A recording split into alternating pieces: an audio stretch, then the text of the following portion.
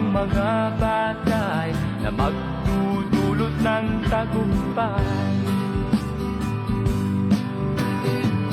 Huwag mong sayangin ang oras,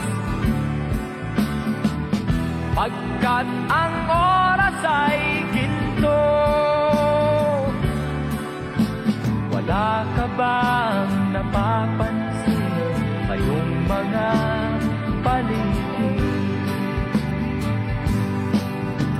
Lahat halos ay nagbago, may pagkunat ang bawat isa.